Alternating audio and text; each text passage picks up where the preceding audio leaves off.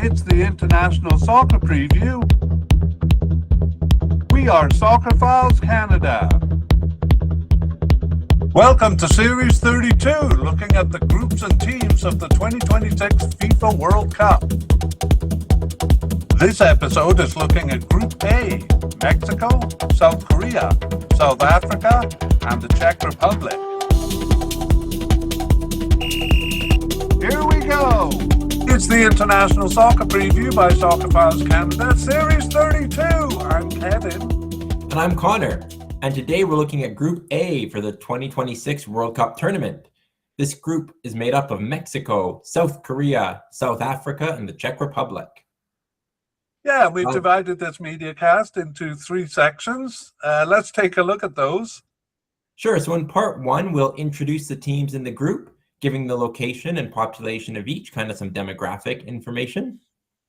Right, and part two is the main part of the mediacast. We're going to do an overview of each team's history and their recent form. Well, maybe not the main part, but a main part. And then in part three, we'll do a comparison of the teams in ranking, head-to-head record, and chances. And we'll end with a discussion of their prospects and our predictions. Yeah, all right. Well, Connor, tell me something that'll get me into this group. Well, one thing I saw which was interesting is the opening game of the tournament will be Mexico versus South Africa, and it will happen 16 years to the day that Mexico and South Africa opened the 2010 World Cup, which South Africa hosted. The same game on the same day. That is a good one. I had no idea. I like it. And we do have three former World Cup hosts in this group. Yeah, I did notice that too. And Mexico, I guess, hosting twice before, 1970 and 86. The other ones were more recent. Yeah. And okay, well, I am wearing a Mexico shirt, but I want to make clear that it's not a statement. In fact, if I have any bias, it would be towards South Korea, because I lived there for 15 years. Do you have a bias, Connor? Well, I'm biased to South Korea, maybe for the same reason. So I'm surprised you're not wearing your South Korea shirt. What happened? I have a shirt, but I think I've grown too fat to wear it. I'm embarrassed to admit that on a public forum. Well, having the host shirt is good. Yeah. I have to buy another South Korea shirt. Damn thing keeps shrinking in the dryer, I guess. All right, of course. All right, let's move on to part one. We're going to take a look at the demographics of the three teams, and we begin with Mexico. Yeah, Mexico, El Tri. Mexico is a large country in Central America, south of the United States, and Mexico has a population of 131 million people. Okay, that's a big one. Let's move on to our second team, South Korea. Yeah, the Pot B team, South Korea. Their nickname is the Taeguk Warriors. And South Korea is an East Asian country on the southern end of the Korean Peninsula. It sits kind of between China and Japan, and it has a population of 51 million people. 51 million people. That has gone up since the last time we checked. However, Connor, you probably know that you need a reproduction level of 2.1 to keep a country's population up. Do you know what South Korea's is? I don't know. I heard 0.7. Yikes. So we may see that population going down. On we go with South Africa. South Africa, right, known as Bafana. South Africa is a large country that occupies the southern portion of the African continent. And they're also a pretty large country, 63 million people. Ooh, that's up from the last time we did them. And finally, we look at Czech Republic. Yeah, Czech Republic, also known as Czechia. Their nickname, one of them is kind of the locomotive, also the national team. So Czech Republic is a mid-sized landlocked country in Central Europe, sharing most of its borders with Germany and Poland, and it has a population of 11 million people. 11 million. Okay, well, in the next section, we're going to compare them directly, just so we kind of get a sense of them. Can you run through those populations again? Yeah, so Mexico is 131 million people. Okay, that's pretty big. Pretty big country for sure. All right. Next is South Korea, the third largest or third most populous country in this group at 51 million people. 51. I'm going to leave that the same size there. South Africa is a little bit larger at 63 million people. 63 million. And then Czech Republic, by some measure, the smallest in this group at just 11 million people. 11 million people. Well, we'll see if their soccer record is fitting with those sizes, or whether any team is outperforming or underperforming based on population. Okay, that brings us to the end of part one. Let's move on to part two. I just want to point out that the graphic, if you're watching YouTube, was almost unreadable when we look at participation and achievements.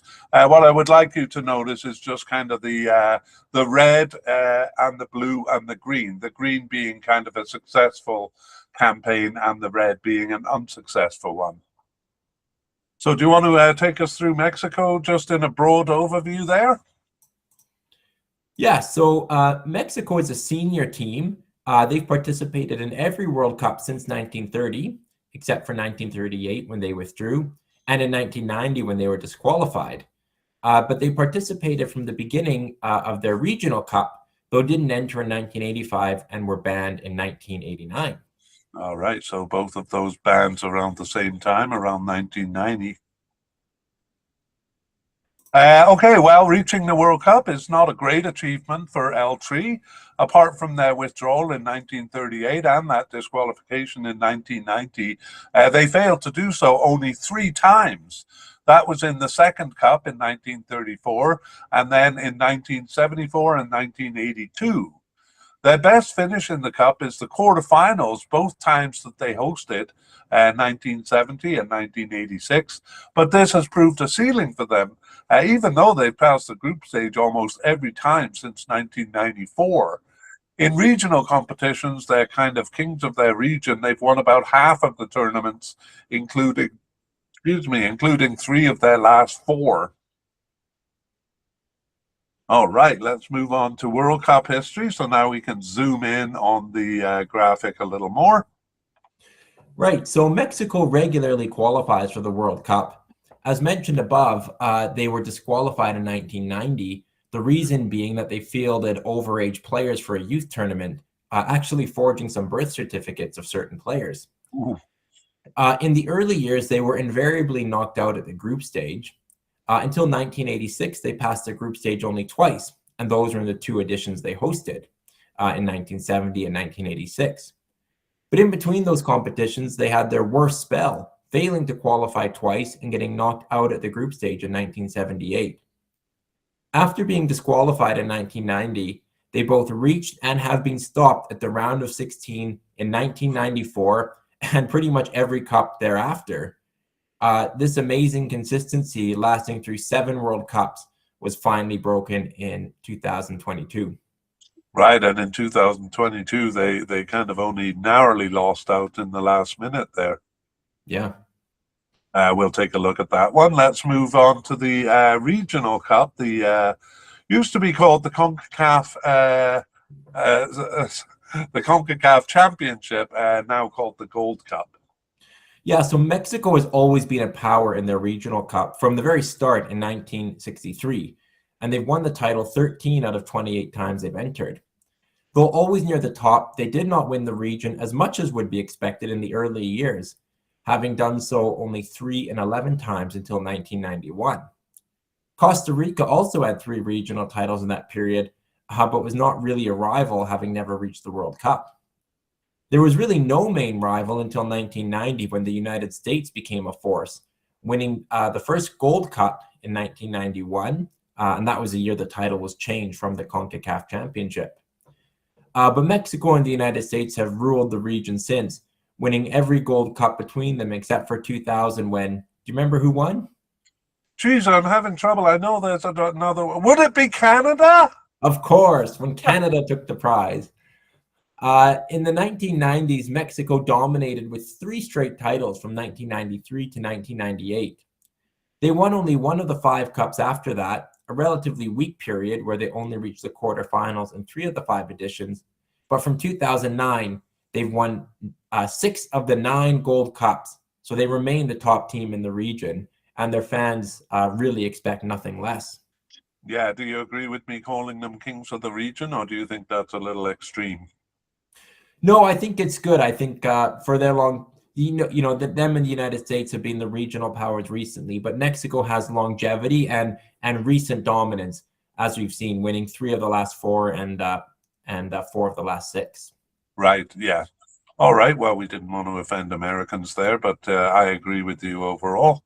Let's move on to a quick look at their Nations League history, the CONCACAF Nations League. Yeah, so Mexico has unsurprisingly remained in League A from the competition's start in 2018. Only recently, though, at the 4th time of asking, did they win the title. They came second twice and even third in the 2022-23 edition, beaten by the United States every time. They avoided facing the USA in the most recent edition and then won that title. That was in the 2024-25 edition. All right. Well, we're going to finish kind of going back to a broader overview, a summary of their strengths.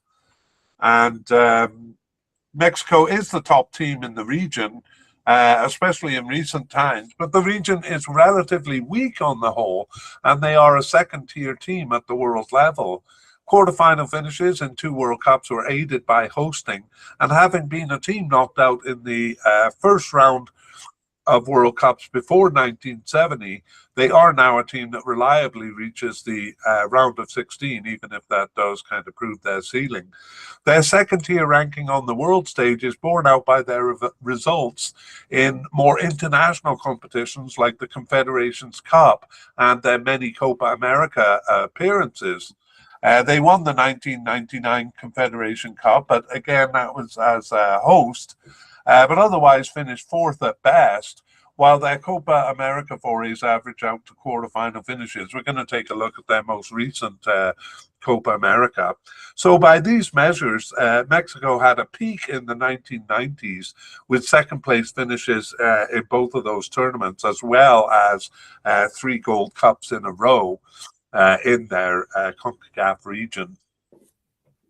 So now we move on to a look at their recent history. We're going to go back only as far as the last World Cup.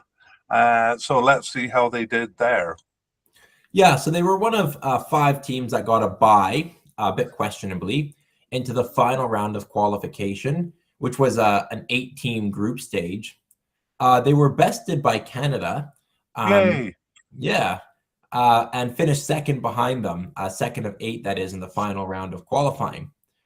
They were also bested by the United States, but had better consistently, suffering only a tie in Panama and a home tie with Costa Rica. And that actually saw them leapfrog the United States in the last game.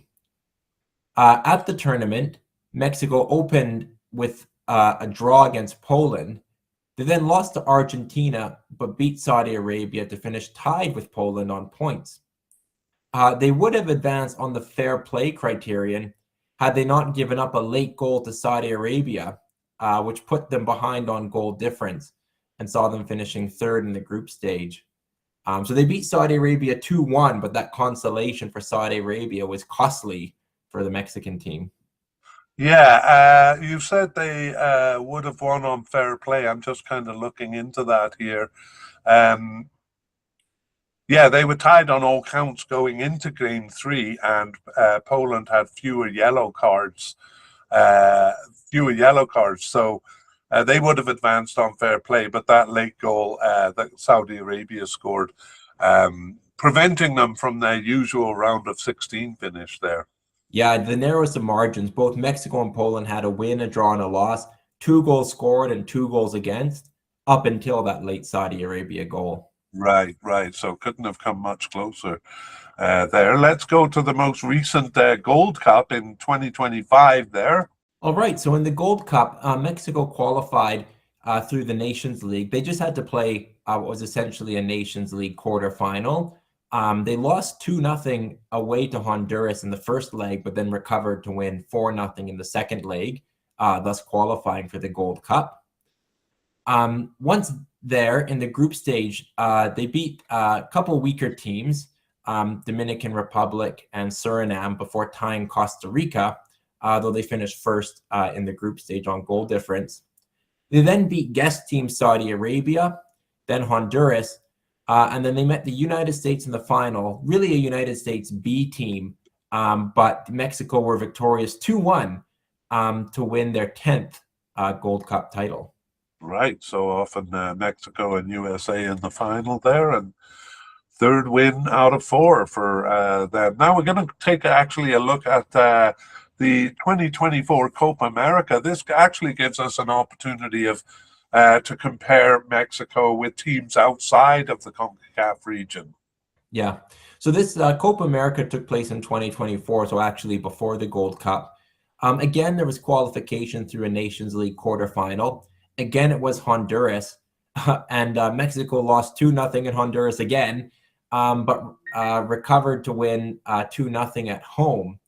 And then it put them tied on aggregate, but they won in penalties. This was a very close shave to get to the Copa America. And then, yeah, once there, they started with a win over fellow CONCACAF team Jamaica, but then lost to Venezuela and tied 0-0 against Ecuador, so failed to advance from the group stage. So somewhat disappointing for them. Yeah, especially like Venezuela, probably a team they would expect to finish ahead of, but Venezuela was quite good there. Just to add a little drama to that playoff with Honduras, not only was it close, but Mexico had to score at 90+11 to force that penalty shootout. Wow, that's amazing. Yeah. So, yeah, that was actually the first of the 2 close shaves with Honduras there. Let's move on to their last CONCACAF Nations League campaign. That's the 2024-2025 season. Right. So again, they entered in the quarterfinals. It was actually the same as the Gold Cup qualification. So we saw that was a 4-2 aggregate win over Honduras. In the semifinals of the Nations League, they beat Canada 2-0 before meeting Panama in the final. Mexico scored a 92nd minute penalty to win that game 2-1 and to give them their actually very first Nations League crown.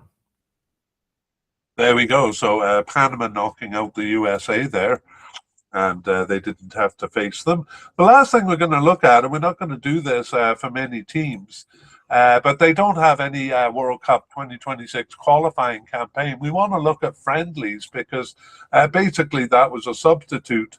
That was a substitute for their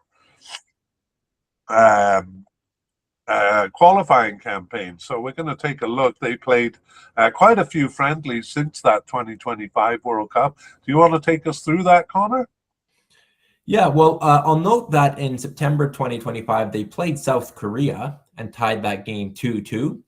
That's significant, yeah. Yeah, that was played in the United States, as several of these were. Overall, it's more ties than anything. Mexico tying a lot of teams, including Japan, South Korea, Ecuador, Uruguay, Portugal, and Belgium. It's just a handful of wins, and they actually all came in January, February, beating Panama, Bolivia, and Iceland, so maybe some weaker teams. And they also had 2 losses to Colombia and Paraguay. So what do you make of that kind of mixed bag of results? Yeah, as you say, I think because South Korea is in this group, that tie with South Korea and, you know, Japan kind of at a similar level, actually maybe a bit better than South Korea. I think those 2 are significant in helping us judge their overall strength. I never put a lot of faith in friendlies because they may be, you know, doing experimentation or, you know, putting out recruitment squads and stuff. But I do think those March 2026 friendlies, those are pretty good teams to tie with, Portugal and Belgium. Yeah, for sure. And I think Mexico, having not played the competitive games that nearly every other team played to get here, you know, the friendlies kind of do matter for them a little bit more because they kind of the only opportunities they have to test the squad. Yeah, that's right. Yeah, that was a pretty interesting one to add there. But we've spent a lot of time on Mexico. Let's go to our next team, and that's South Korea. And we'll begin with a broad overview of their participation and achievements. So South Korea is a senior team in Asia, having participated in the World Cup in 1954. Surprising, given the country had only just ended a war. They entered almost every World Cup thereafter, missing only twice. In 1958, their entry was, for unknown reasons, not accepted. And in 1966, they did not join the general Asian and African boycott, but rather withdrew for a different reason. But they participated in every Asian Cup since its start in 1956. Right. Well, in terms of achievement, despite reaching the World Cup in 1954 and in every edition from 1986, it took until co-hosting in 2002 for them to pass the group stage. That was a glorious cup for them, finishing in fourth place, which is their best result by far. Passing the group stage has become a more realistic prospect since, and they did so twice in 2010 and 2022, reaching the round of 16 in those editions. South Korea won the first two editions of the Asian Cup, but haven't done so since, despite being a dominant team in the region. They have 4 second-place finishes. 3 of them were achieved by 1988, so only once since in 2015. Let's zoom in a little bit on their World Cup history. So after reaching the Cup in their first World Cup entry in 1954, they didn't qualify again until 1986. Twice knocked out by teams outside of Asia, being Yugoslavia and Australia, at the final step. But since 1986, they've qualified every time, and usually in convincing fashion. But despite impressive success in reaching the Cup, they remain winless in 5 World Cups and 14 games through to 1998, although they did usually pick up a draw. Their unimaginable success when they hosted, finishing 4th in 2002, strengthened the team in general, and they've earned points in every cup since. If their success in 2002 was put down to hosting, passing the group stage in 2010 and 2022 now makes them a respectable world power. Yeah, definitely. Okay, on we go to their regional history. That is the Asian Cup. So South Korea's Asian Cup record does not match that success of the World Cups, especially in recent years. As we mentioned, they won the first 2 in 1956 and 1960, but victory has eluded them since. 3 second-place finishes from 1964 to 1988 is contrasted by 3 non-qualifications in that period.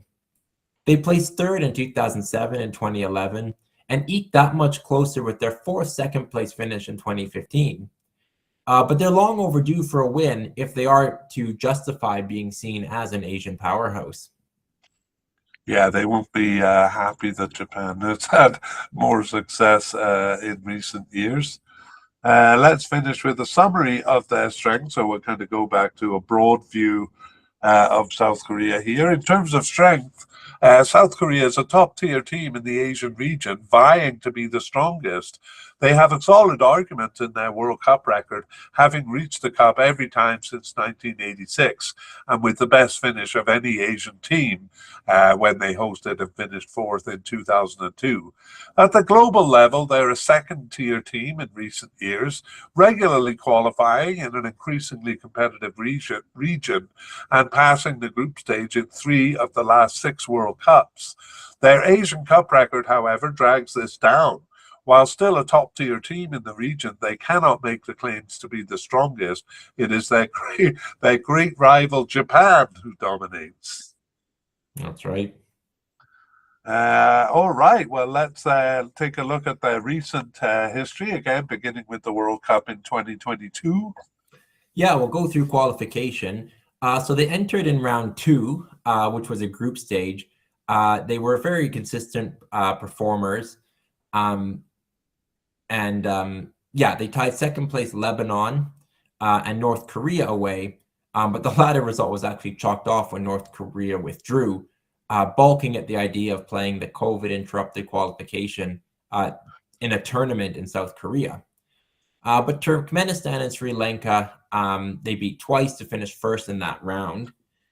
In round 3, this was a 6-team group. They bested Iran in the final round, but an opening tie at home with Iraq and a final game loss in the United Arab Emirates saw the more consistent Iran win the group. So South Korea finished second of 6, but that was enough to qualify automatically. Yeah, both Iran and South Korea finishing far ahead of third place UAE there. Yeah, as you might expect. Yeah. At the World Cup tournament, they opened with a draw against Uruguay and then lost to Ghana. But a draw with Portugal's partial B team would not have been enough. But a tremendous injury time winner both sent them through, South Korea finishing second in the group stage, and put Uruguay into a panic in their game where Ghana refused them the one extra goal they would have needed. South Korea advanced but lost to a rampant Brazil in the round of 16, who scored 4 goals in the first 36 minutes to knock them out there. All right, but a round of 16 finish, pretty decent finish there. That kind of ironic. They reached the round of 16 when Mexico, for the first time in a long time, did not. Yeah, the group stage was dramatic. Uruguay were under the assumption that South Korea wouldn't beat Portugal, and in fact were tying them until that injury time goal for South Korea completely changed the narrative of the whole group. It was dramatic scenes, but a good one because we were pulling for South Korea. Yeah, and your assumption, you said Uruguay kind of assumed that was borne out in the fact that they actually pulled off a lot of their attackers. So when they realized they needed another goal, they didn't really have the players on the field to get it. Yeah. Very interesting. Okay, well, the last Asian Cup was in 2023 there. Can you take us through that? Yeah, so rounds 1 and 2 of World Cup 2022 qualifying were among the first 2 rounds of Asian Cup qualifying. So as we saw, Korea entered in a group stage, which they topped ahead of Lebanon, North Turkmenistan, and Sri Lanka. Yeah, that was all the qualifying there was there. Yeah, they put them directly into the Asian Cup. In the Cup, they beat Bahrain in their opener, but then tied Jordan on a late goal, and then tied Malaysia, who scored a late goal. Second place in the group stage behind Bahrain meant they avoided Japan, who actually finished second in their group. And instead, Korea faced Saudi Arabia, who they beat on penalties after a very late equalizer. And then they won again over Australia in the quarterfinals. And it kind of earned them the nickname of the zombie team because they won in extra time after, in both situations, looking like they were dead. But their luck ran out when they faced Jordan for the second time in the tournament, this time in the semifinals, and lost. An internal conflict played a bit of a role. Maybe you can elaborate on that. Yeah, I'm trying to remember the name of the player, but I guess kind of an old generation represented by Son Heung-min, which most people know from Tottenham, in conflict with a younger generation player. It's the guy who was on PSG. Do you happen to know his name? No, I forget, but I know who you're talking about. Oh, I think Lee Gang-in is his name, I think.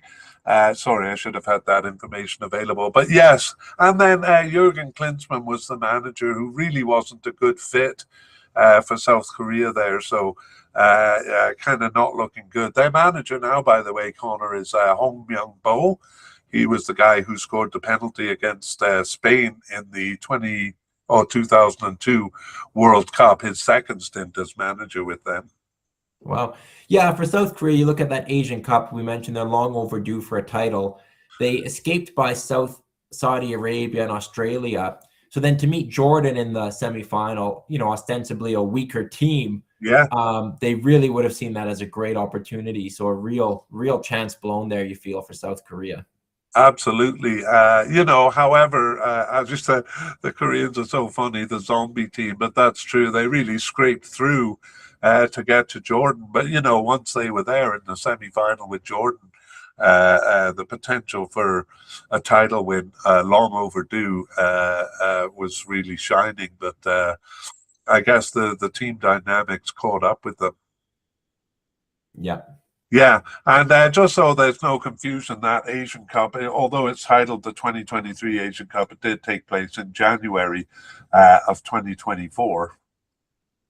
And now we'll move on to qualifying for the 2026 World Cup. This is actually also qualifying for the 2027 Asian Cup. So if Connor tells you that they passed round 2 of 3, that means they will have qualified for the Asian Cup. Take us through it.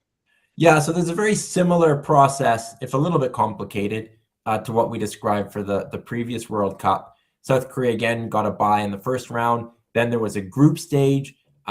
They dominated that, winning 5 of their 6 games, drawing 1 other to finish well ahead of China, Thailand, and Singapore. So that did qualify them for the Asian Cup. And then again, the final round was a 6-team group stage. South Korea actually dropped a few points at home, more than would be expected, in the form of ties, including against Palestine, Oman, and Jordan. But they didn't lose a game, and they were pretty strong on the road. So they finished 6 points ahead of Jordan to be the group winners and qualify for the World Cup.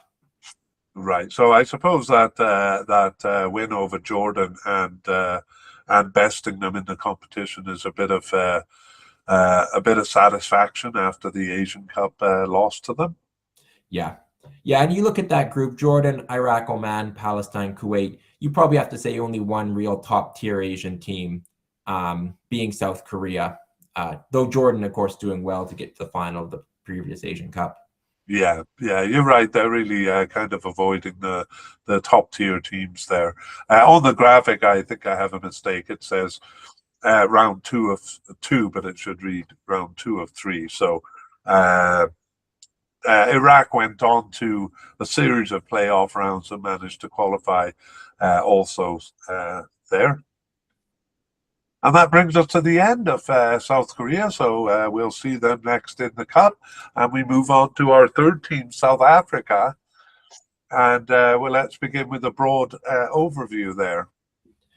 Right. So in terms of participation, South Africa is one of the oldest teams in Africa, having played their first international game in 1924. However, their tournament history begins with them as one of 4 founding members of CAF, which is the Confederation of African Football. Only those members, themselves plus Sudan, Ethiopia, and Egypt, took part in the first tournament in 1957, but South Africa was immediately either disqualified or withdrew. The history isn't always clear, because South African law would only allow an all-white or all-black team. They were expelled from CAF, and a FIFA ban followed. They played no tournaments until the apartheid policy was repealed in 1991. From 1994, they began competing in the World Cup and African Cup and haven't missed an edition since.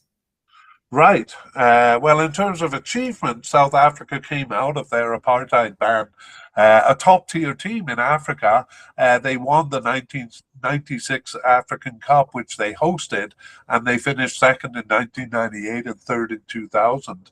They had failed to qualify for the 1994 World Cup there, but they reached it in 1998 and 2002, and that was by far their strongest period. Only recently have they approached that level of success, which leads us nicely into the next section. We'll take a closer look at their World Cup record. So 1994 was South Africa's first World Cup entry, and they came second in the group behind Nigeria and didn't advance. However, they quickly became a regional power and qualified for the next 2 cups. Despite being a powerhouse in Africa, they didn't pass the group stage in either edition of the World Cup. Their next appearance was in 2010, but they became the first host to be knocked out at the group stage. They have been a bit unlucky, though. In both 2002 and 2010, they earned 4 points, a win, a tie, and a loss, which is usually enough to advance. For them, though, it meant being tied with second place and finishing behind on some other criterion. Even the glory of beating France in 2010 left them short of advancing from the group stage.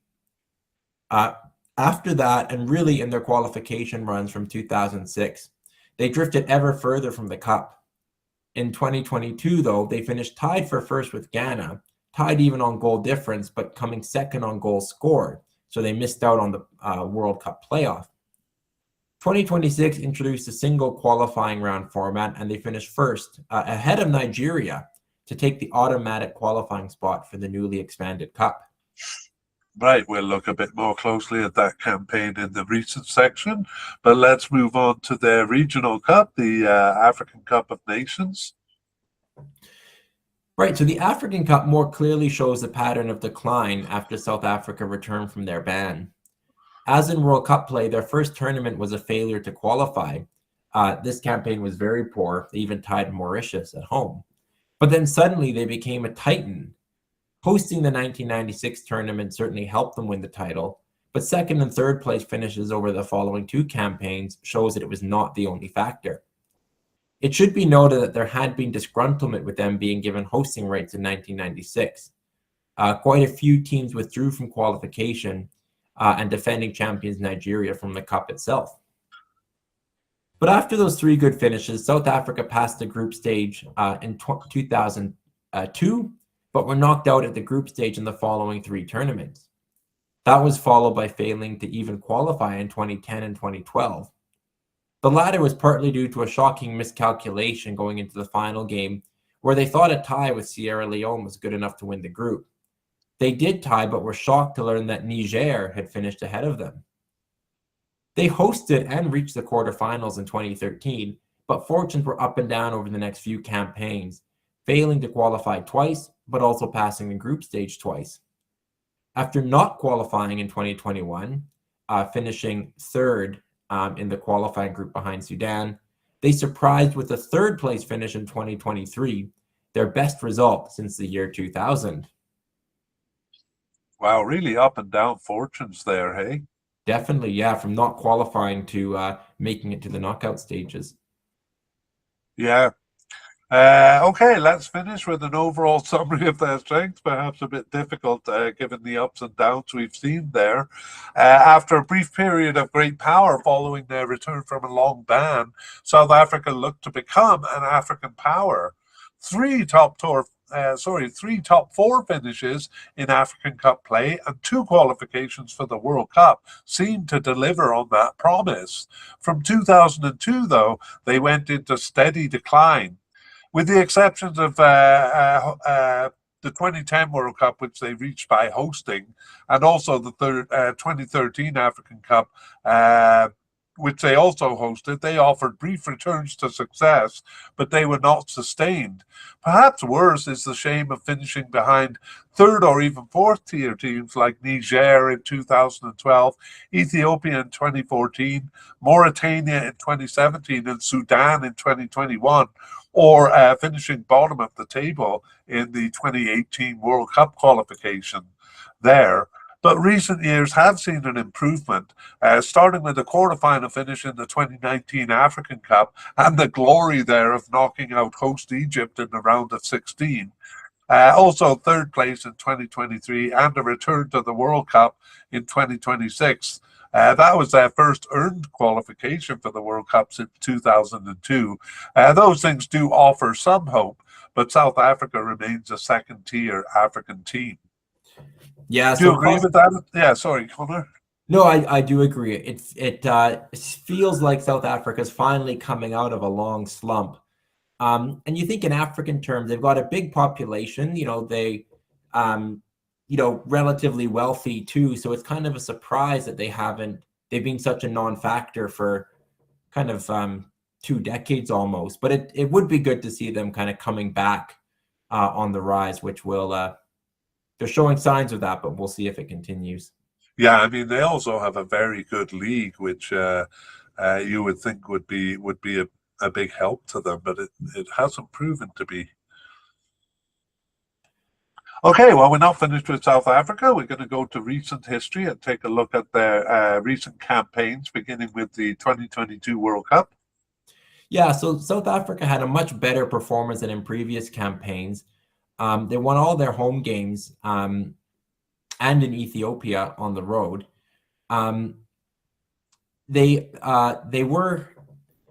tied Zimbabwe away in their first game and lost on a single goal, a very soft penalty to Ghana in the final game, which allowed Ghana to leapfrog into first. The two were tied on points and goal difference, but the West Africans finished ahead on goals scored. South Africa was livid about the penalty decision, which came in the 31st minute in that final match. And because of other refereeing decisions, they went as far as calling it match fixing and wanted the match result scrapped or replayed. But that was never investigated. So for them, they finished second in round 2 of 3, but only the first place team advanced. So a narrow defeat, seeing them fail to qualify for the World Cup. Yeah. I mean, as much as up and down is part of their history, bad luck is also part of their history.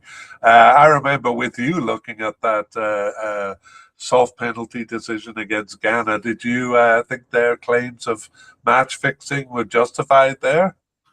I would say soft penalty, but I wouldn't go as far as match fixing. I think also, I mean, of course, goals change games, but it didn't come in the last minute of the game. It came earlier on, which other refereeing decisions aside, has some sort of impact. Yeah. Anyway, a bit of bad luck there. Let's take a look at their most recent African Cup campaign that was just recently in January of this year. Yeah, so in qualifying, they were challenged by Uganda in the group stage, but they were more consistent, which saw them finish ahead of Uganda and first in their qualifying group. The other teams were Congo and South Sudan. In the tournament, they lost to Egypt, who were down to 10 men in the second half. But they showed consistency again to get wins over Angola and Zimbabwe to finish second in the group stage. That paired them with Cameroon in the round of 16, but a loss there saw them exit the tournament. Right, and it is the African Cup. It started in December of 2025, so December and January. Let's go to the World Cup qualifying, which was actually which took place before that African Cup. Yeah, so South Africa benefited in qualifying from a poor campaign by Nigeria, who they tied twice. But by playing 7 of their 10 games at home, because Zimbabwe and Lesotho played their home games in South Africa, they survived a few lapses, most notably a home win being awarded to Lesotho because they carelessly fielded an ineligible player. But they saw their way through to first place in the qualifying group, a point ahead of both Nigeria and Benin.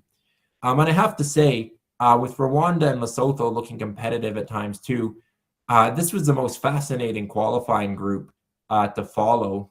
There was changes of leads. South Africa, dropped points with Zimbabwe in their second last game, and the top 3 finished a point apart. So it was really an exciting group. And then you have the awarded defeat against Lesotho, which could have been so damaging, but didn't hurt them in the end. Absolutely. And then, there was the threat of Nigeria moving up at the end there. And you just kind of, with South Africa's kind of bad luck in mind, you just kind of felt a sense of doom about the whole thing. Yeah, they after that awarded game against Lesotho, which was their 5th game, so halfway through the campaign, they fell to 4th place out of 6, but recovered to go up to 6 or to first, where they stayed after that. So, yeah, and they did hold off the other 2 teams. So it was very exciting and good for them in a very competitive group. Yeah, I know. Kind of repeating your point, but it just shows you how close the group was. That initially winning the game against Lesotho moved them up to 3rd place, but then it being awarded to Lesotho dropped them down to 4th. So obviously a pretty close group with one result making such a difference. Yeah. Anyway, they did pull it out, and here they are at the World Cup. Nigeria didn't make it in the end there. Lost out in the playoffs, and that is the end of our look at South Africa. So we move on to our last team here, Czech Republic. We're going to include Czechoslovakia's history in there because Czech Republic is a direct descendant of that. So let's begin with their participation and achievements in a broad overview. Yeah, so their forebears, Czechoslovakia, were a team with a strong, though intermittent record in soccer. They first entered the World Cup in 1934 and participated consistently with the exception of 1950. They entered every Euro Cup from its very start in 1960. Czech Republic, as you said, took over the record in 1996 for the Euro Cup and 1998 for the World Cup with no interruptions. That's when the country split into Czech Republic and Slovakia. Right. Right. So in terms of achievements, Czechoslovakia finished second place in 1934 and also in 1962. Otherwise, they passed the group stage only once, reaching the quarterfinals in 1990. There's no correlation in that record with 5 top 4 finishes in the Euro Cup, their strongest period with a title in 1976, followed by third place in the following edition. After a second place finish in 1996, which was their first tournament playing as the Czech Republic, they have passed the group stage every second time, reaching the semi-final in 2004. So that is their best finish in the overall recent picture.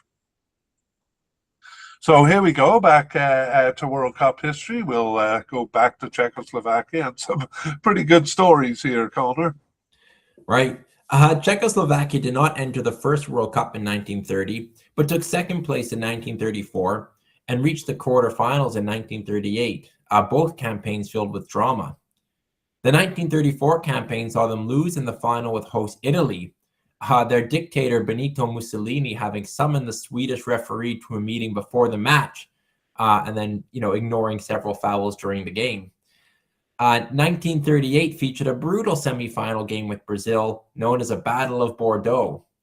Czechoslovakian players suffered a broken leg, a broken arm, and 3 other players with injuries. There were no injury subs at the time, and the game ended in an all-out brawl after 3 red cards. Wow. Okay.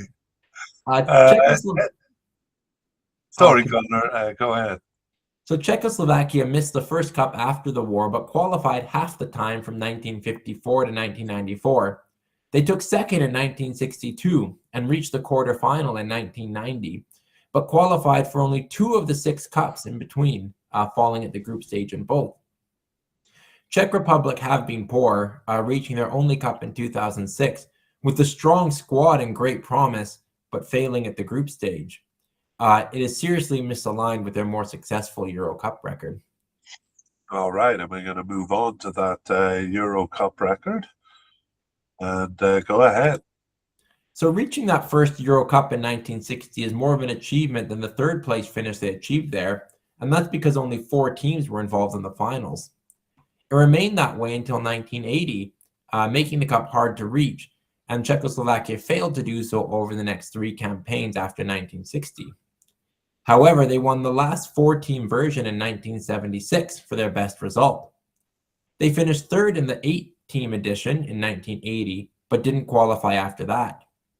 The tournament expanded to 16 teams in 1996 and 24 teams in 2016, and Czech Republic reached them all, passing the group stage 4 out of 7 times. They reached the final in their first campaign in 1996 and reached the semifinal in 2004.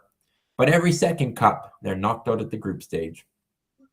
Well, that's an amazing divergence between the World Cup and the Regional Cup, hey? Yeah, really shocking, actually. Yeah, but here they are at the World Cup, so that's a good mark on their record. We're going to take a quick look at their UEFA Nations League record. Yeah, so Czech Republic were placed in League B at the start, and they've bounced between that and League A every season. So that's either a promotion or a relegation. So they're kind of perhaps struggling to find their level in between those two leagues. Yeah, but it is quite telling of their overall strength, which is what we move to here. So Czechoslovakia, as we said, was an intermittently top-tier team with 5 finishes in the top 4 over both competitions until 1980. And there's no correlation in the timing of their successes between the 2 competitions. Their second-tier form saw them failing to reach around half of the tournaments. But only in 1986 did they turn in a third-tier performance. They finished fourth of five in their group stage there. Czech Republic is more consistently second tier. Their second place finish in the 1996 Euro Cup, which again was their first tournament playing as the Czech Republic, was a top tier showing, as were some of their qualification runs in the early 2000s in Euro Cup play. Otherwise, they are a second tier team, finishing in the top half of qualifying groups and reaching the Euro Cup consistently. Failing to reach World Cups, though, is the weaker end of the second tier, and they can't be said to have slipped below that. Nations League, as we saw, also second tier there, bouncing between leagues A and B. So let's go to recent history and take a look at their 2022 World Cup campaign. Yeah, so it was a fairly competitive campaign that ended in third place in the qualifying group. They tied at home and lost away to Belgium and Wales. Both of those teams finished ahead of them, but they otherwise beat Estonia and Belarus twice. Their 2020-21 Nations League record earned them a spot in the playoffs, but they lost at the semifinal in extra time to Sweden. Right, so there we go, not too far from reaching it, but third in their group stage. Again, their World Cup record less impressive.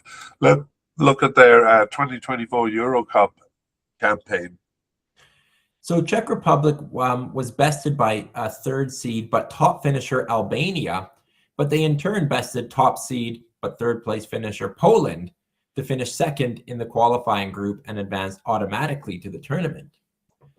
Once there, they lost to both Portugal and Turkey on injury time goals, hampered in the latter by a harsh early red card in a game where 18 yellow cards were handed out. Their only point was a draw with Georgia, but they finished behind them for a disappointing last place in the group stage. Yeah, especially disappointing given their better Euro Cup record. We're going to look at their last Nations League campaign there. That was in League B. Yeah, so we know what kind of happened with this story. They were strong at home, beating Ukraine, Albania, and Georgia at home. They only lost to Georgia away, so they finished 3 points up on Ukraine and first in Group B, League B, which, as we know, is promotion to League A. So, a kind of typical League B performance for them, but a good one to finish top of the group. Right, and we'll see if they're how they fare in League A next time around. Let's move on to their World Cup 2026 qualifying campaign. Obviously, a successful one this time around. It was. Czech Republic was bested by group winner Croatia. They actually lost 5-1 away, but otherwise dropped points only on a loss away to a well-performing Faroe Islands. But they finished ahead of them and finished second of 5 in the qualifying group. That earned them passage into the playoffs.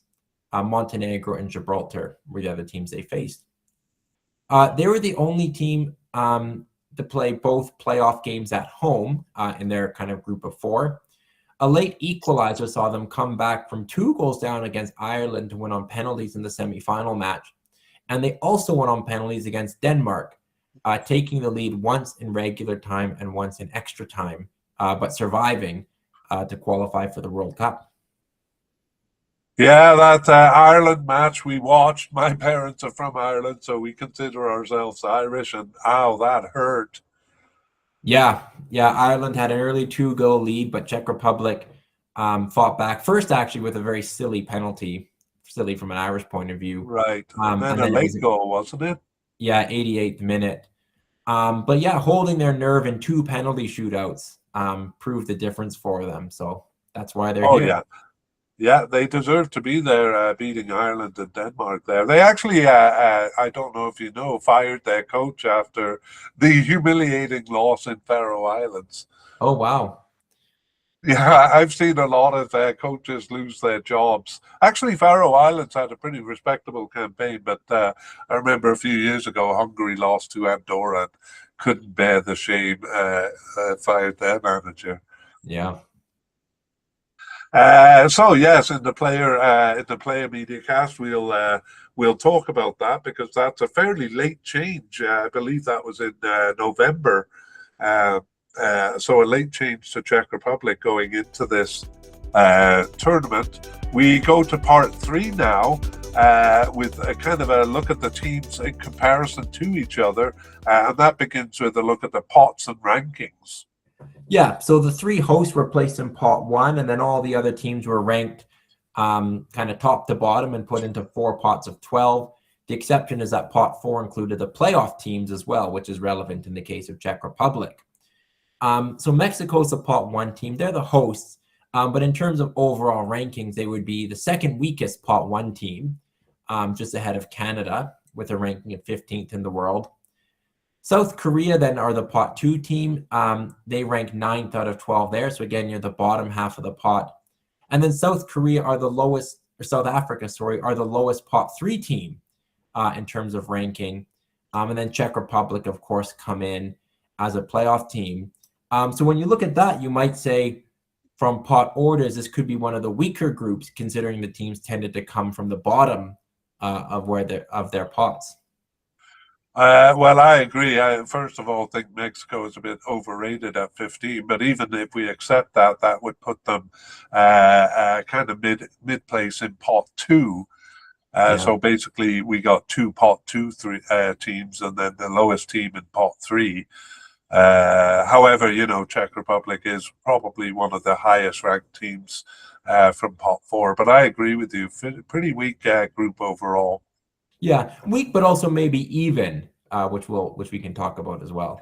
Yeah, good point. And I'm looking forward to talking about that. Let's now look at the FIFA and ELO rankings. Connor and I tend to trust the ELO rankings a bit more, but can you take us through that? Yeah, so Mexico is currently 15th in FIFA and 20th in ELO. They're typically a top 20 team in FIFA. It's usually around like 11th or 12th. In ELO, they're usually in the 20s, or they have been for the last 5 years. We've seen a bit of a dip in their World Cup and Copa America play. So, 15th and 20th, kind of an average for them, but maybe a little bit lower than they were, say, 5 or 6 years ago. Yeah, and not only that, but I mean, they are getting most of their games and points from teams in the CONCACAF region. We might say the same thing about South Korea too. But I think especially CONCACAF is a bit of a weaker region. So I think when we compare Mexico to teams at the world level, 15th would be a bit generous there, or even 20th, do you think? Yeah, I think it could be on recent form. I mean, I think if they usually get to the last 16 of the World Cup, so you think that's probably about right for them. Yeah, that's a good point. Yeah, they didn't last time. Yeah, that's a good point. Looking at South Korea, they're not far behind Mexico. They're 22nd in FIFA and 28th in ELO. South Korea have actually moved around a lot and climbed a lot in FIFA rankings. They were 51st 10 years ago, so they've come up steadily. The ELO hasn't fluctuated as much, and they actually typically find themselves in the 20th to 30th range, where they are now at 28th.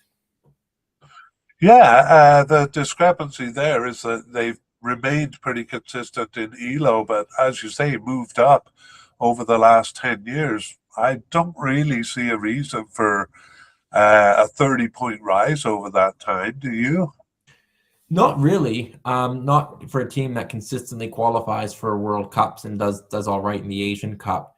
It's a bit surprising they were as low as they were, but 22nd, 28th, I think is probably more reflective of what their play has been over the last couple years at least.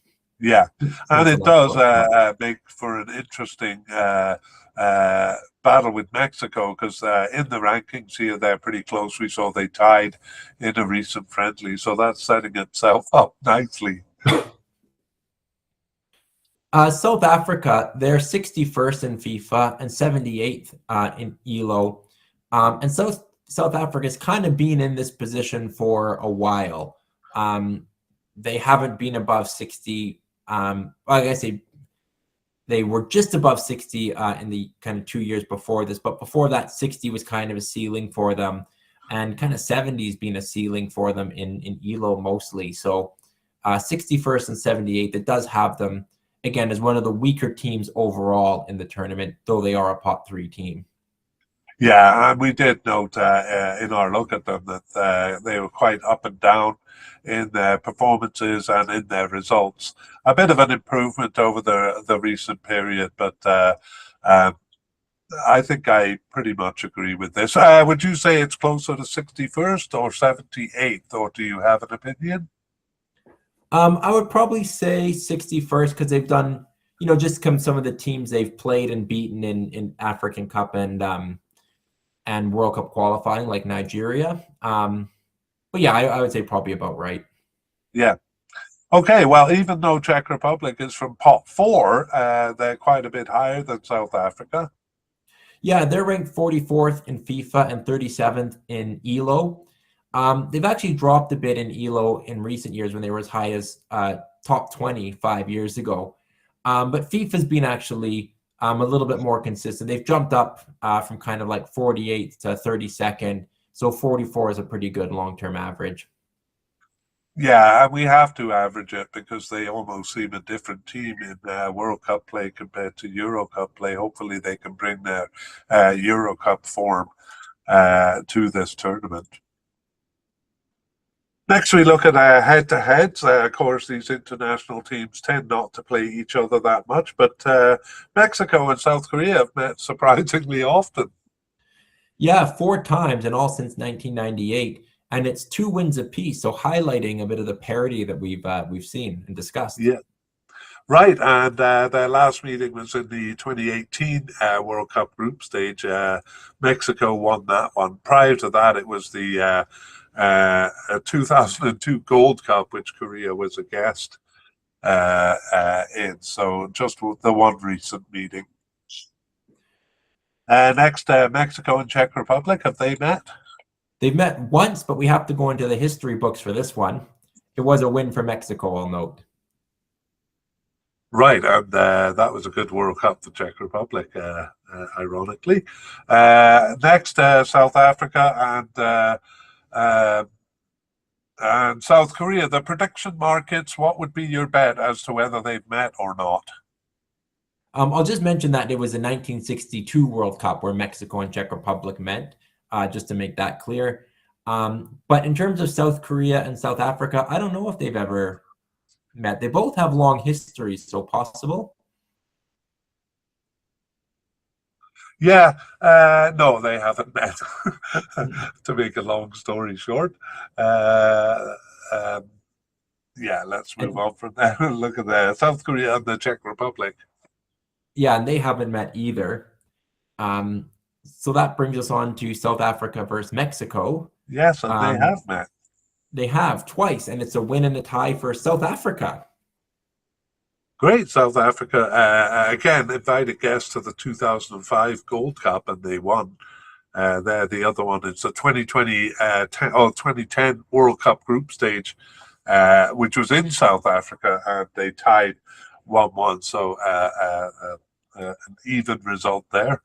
And speaking of even results, our last look is at South Africa and Czech Republic. Yeah, they met once, and that was a tie. Right, that was in the Confederations Cup in 1997, so hard to say how relevant it is, but on we go to odds to win the group. Well, this is what the odds makers are saying. It's pretty interesting. Yeah, Mexico are given a 50% odds of winning the group. These don't entirely line up to 100, but it's more the relative thing we're looking at. South Korea and Czech Republic are both given a 25% chance of winning the group, and South Africa further behind at just 6%.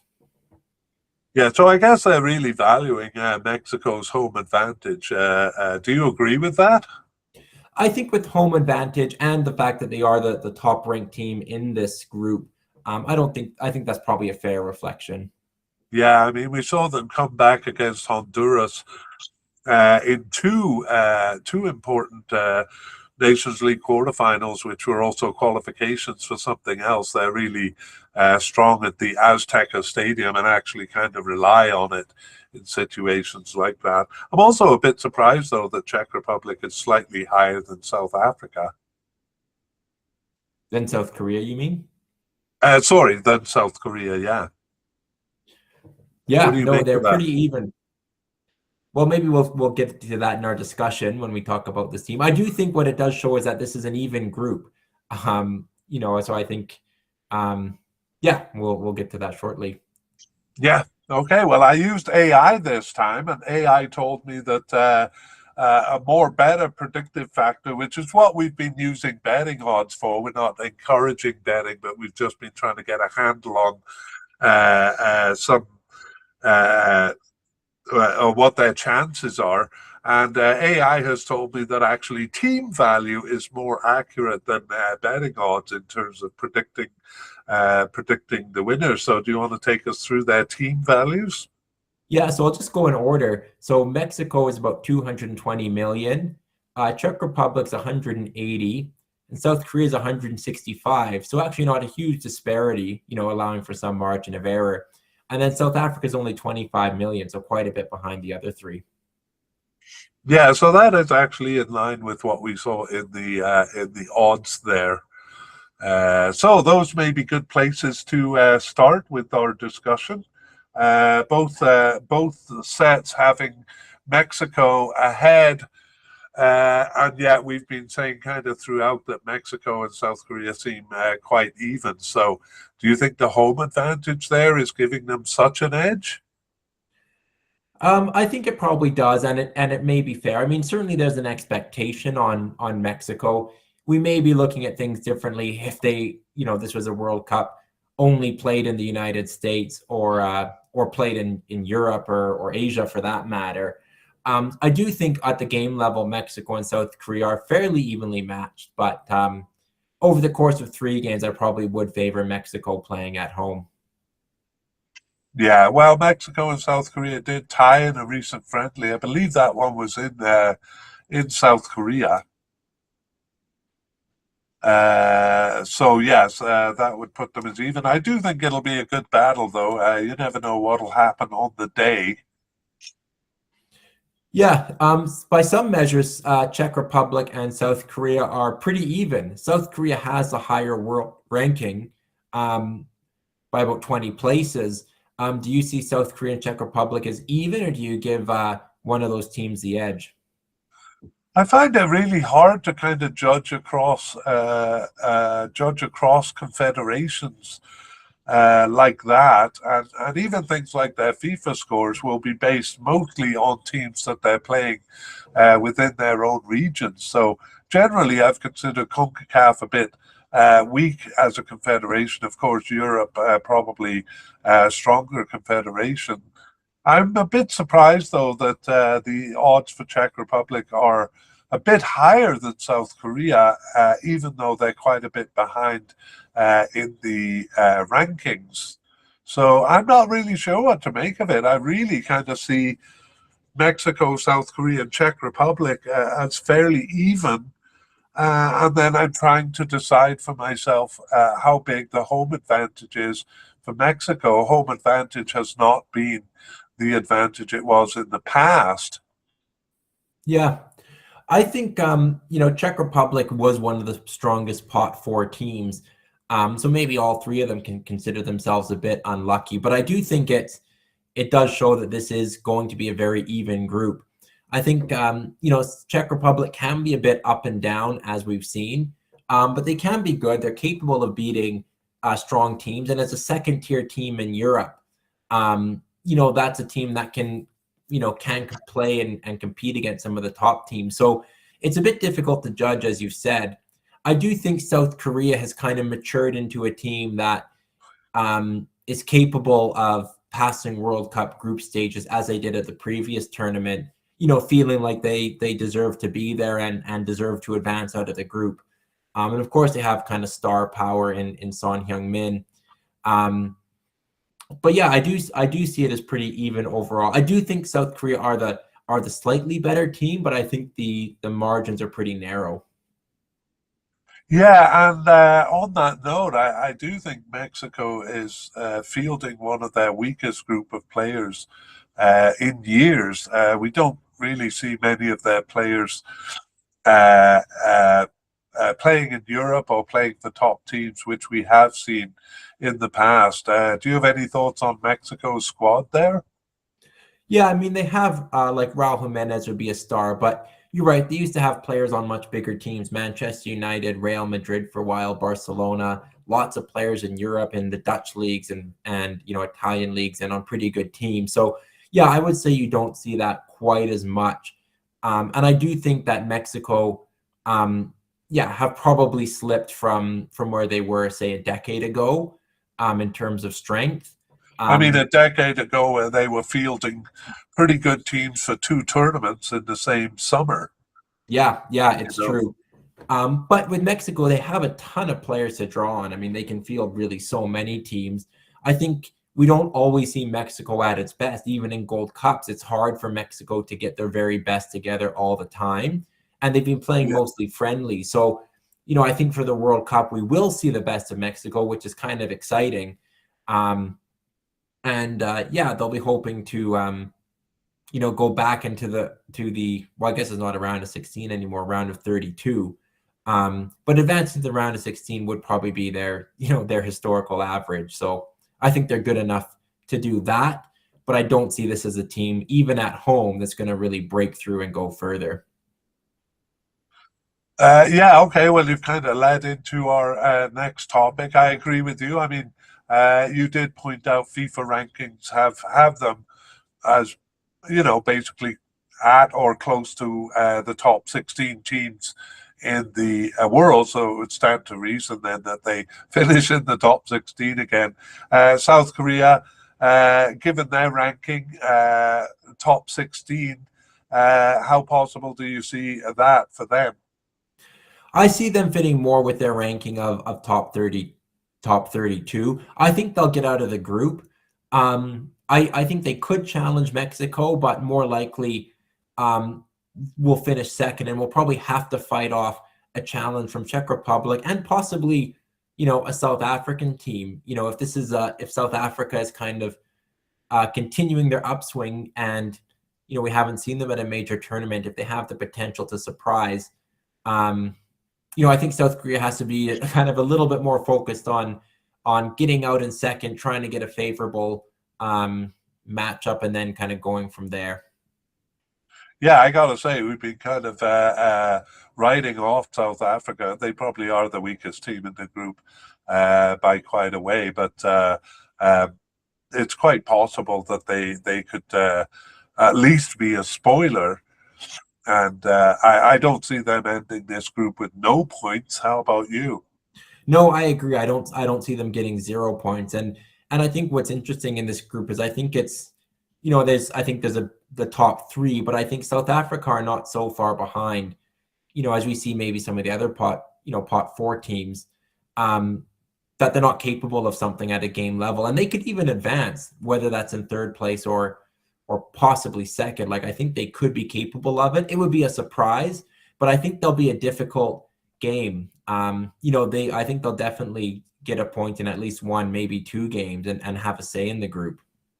I agree, and that kind of adds to the overall closeness of the group. Of course, we can never account when we're doing these media casts about teams kind of outperforming themselves or underperforming. We can only kind of go on the what's kind of expected of them. I gotta say, like South Korea and Czech Republic had something in common there. South Korea scraping through their last Asian Cup, and Czech Republic scraping through the qualification here, finishing third in the group, and then requiring penalties to do that. Do you think that makes either of them kind of a bit overrated given recent performances? Um, for South Korea, I kind of go back to the last World Cup, where they beat Portugal and tied Uruguay, and I think that could, that's a standard that they may not reach all the time, but they want to set, and I think they're capable of that. For Czech Republic, they finished behind Croatia, which is no kind of shame in that, and then did actually, I think, reasonably well to beat Ireland and Denmark, teams that would kind of be of similar strength. So I don't think there's any shame in how Czech Republic qualified. I think they, in fact, maybe get credit for being able to finish second in their group and then fend off some pretty strong teams. So although it was penalties, I think they do come in as a team more so than other pot 4 teams that may be looking for, a good result or two. I think Czech Republic come into this really believing that they can get out of this group in second place or even higher. Yeah, sorry, I got mixed up there. I was mixing up their 2022 World Cup campaign where they finished third in the group but advanced to the playoffs. This time, yeah, a bit more legitimate, just second behind Croatia, kind of a standard result for them. I like what you said about South Korea. Again, we can't predict things like them beating Portugal. They also beat Germany in a World Cup before that. So sometimes they really outdo themselves.